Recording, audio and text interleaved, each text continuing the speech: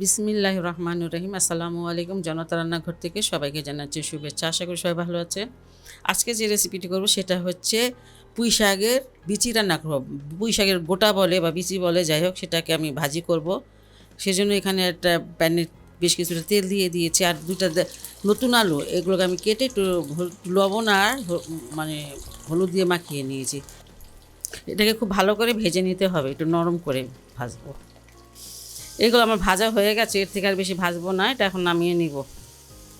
এখানে 3টা শুকনো মরিচ দিয়ে দিলাম, বেশ কিছুটা রসুন আর 2টা পেঁয়াজ।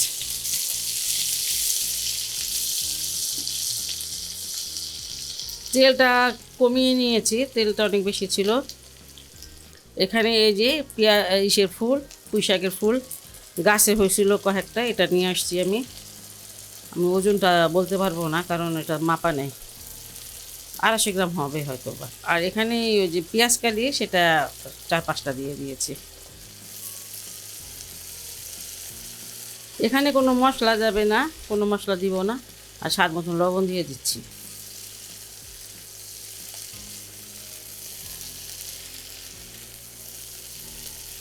পানি দিলাম না, দেখি পানি উঠে কি না।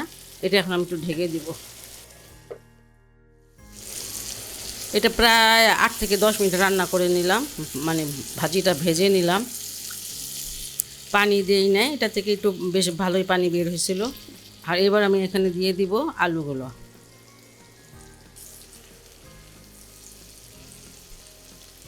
7-8টা কাঁচামরিচ আছে, এগুলো ভালোই করে দিয়ে দিলাম। ধনিয়া পাতার দিন 1 মুঠ ধনিয়া পাতা দিয়ে দিলাম। আর এটা শীতের সিজনে সবসময় পাকে, মানে ফুলগুলো শীতের সিজনেই হয়। আমি এখন এটা কম আছে, তখনও কম আছে রেখেছিলাম, এখন আর একটু কমিয়ে দিব, দিয়ে এটাকে প্রায় 7-8 মিনিট আবার ওইটাকে রান্না করে নিব, মানে ভেজে নিব।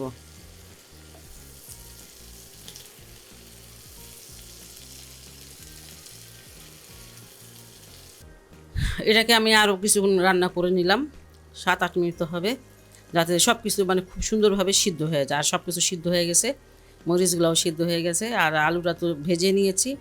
তাছাড়াও যে আলুটা শক্ত নয়, একদম নরম, টুকরো ভাজা। আর এটা হয়ে গেছে। এখন পুঁইয়ের বিচি অনেক পাওয়া যায়, আপনারা এটা অবশ্যই অবশ্যই শীতে ট্রাই করতে পারেন। যদি ভালো লাগে তাহলে চ্যানেলকে অবশ্যই লাইক কমেন্ট সাবস্ক্রাইব করবেন। আল্লাহ সবাইকে ভালো রাখুক, সুস্থ রাখুক, নিরাপদে রাখুক, এই দোয়া করি। আল্লাহ হাফেজ।